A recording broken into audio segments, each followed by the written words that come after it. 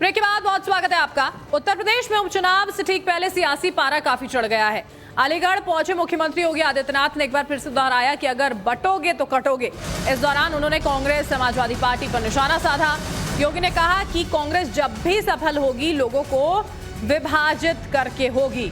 आपको बता दें कि योगी आदित्यनाथ का नारा बटोगे तो कटोगे एक अरसे से काफी चर्चा में है और इसका असर अंतर्राष्ट्रीय स्तर तक नजर आया था। आगे इस पर चर्चा करेंगे, लेकिन पहले योगी आदित्यनाथ के उस बयान को सुनिए जिसमें बटेंगे तो कटेंगे के बारे में विस्तार से बताया।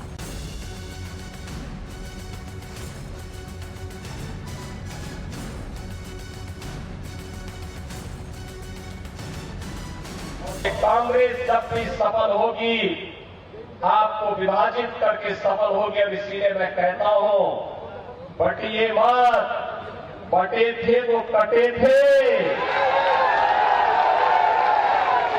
मैं इसीलिए बार बार कहता हूं इस देश का इतिहास बताता है बटे थे तो राम मंदिर का अपमान हमें झेलना पड़ा था। मथुरा में भगवान श्री कृष्ण की कृष्ण कन्हैया की जन्मभूमि का अपमान हमारे सामने आया था। भगवान विश्वनाथ का अपमान हमारे सामने आया था। क्या कुछ नहीं हुआ था हमारी मां बहनों के साथ में? क्या कुछ नहीं हुआ था बहन और बेटियों के साथ में? अगर इस सब के बावजूद भी गांधारी की तरह आंखों पे पट्टी बांध करके हम जाति के नाम पर बटे हुए हैं, अपने स्वार्थों में बटे हुए हैं, तो बहन और भाइयों कटने के सिवाय हमारी दूसरी नियति नहीं हो सकती है। और मैं तो इसीलिए आपसे कहने के लिए आया हूं बटो मत। ये बांटने वाले लोग आपके दुश्मन हैं। आपके चेहरे पर मीठी मीठी बातें बोलेंगे, इनके बहकावे में मत आओ। और मैं तो कहता हूं बटोगे तो कटोगे, एक रहोगे तो नेक रहोगे, एक रहोगे तो सेफ रहोगे। और अगली खबर भी सीएम योगी आदित्यनाथ से जुड़ी हुई है। योगी ने अलीगढ़ में ही एएमयू के अल्पसंख्यक दर्जे पर सवाल उठाए। उन्होंने कहा कि सरकारी पैसे से चलने वाली यूनिवर्सिटी में दलित पिछड़ों को भी आरक्षण मिले। इसके साथ योगी ने अलीगढ़ मुस्लिम यूनिवर्सिटी को लेकर यह भी कहा कि भारत की जनता के टैक्स से चलने वाली एक ऐसी संस्था अनुसूचित जाति, जनजाति और पिछड़ी जाति के लोगों को कोई आरक्षण नहीं देती है, लेकिन वहां पर मुसलमानों के लिए 50% आरक्षण की व्यवस्था वो लोग खुद के माध्यम से करने का प्रयास करते हैं। अलीगढ़ विश्वविद्यालय को अल्पसंख्यक विश्वविद्यालय बनाना चाहिए, अल्पसंख्यक संस्था के रूप में स्थापित करना चाहिए, या एक सामान्य संस्था के रूप में रहनी चाहिए। कल माननीय उच्चतम न्यायालय में इस पर बहस हो रही थी।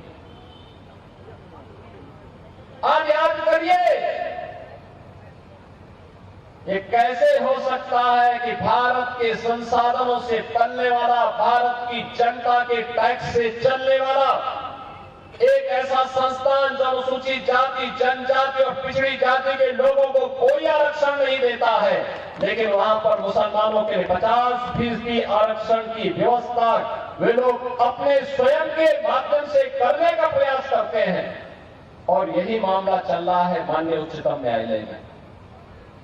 बहनों और भाइयों, भारत का संविधान अनुसूचित जाति, जनजाति को और मंडल कमीशन की रिपोर्ट के आधार पर पिछड़ी जाति के लोगों को आरक्षण की सुविधा देता है, लेकिन इस सुविधा अलीगढ़ मुस्लिम विश्वविद्यालय में क्यों नहीं मिल पाती है? क्यों नहीं मिल पाती है? जब भारत का पैसा लगा है तो अनुसूचित जाति, जनजाति और पिछड़ी जाति के लोगों को भी वहां आरक्षण की सुविधा का लाभ मिलना चाहिए, नौकरी में भी मिलना चाहिए, और अनुसूचित जाति और पिछड़ी जाति के बच्चों को प्रवेश में भी वहां सुविधा प्राप्त होनी चाहिए। लेकिन क्यों बंद किया गया? क्योंकि कांग्रेस नहीं चाहती है,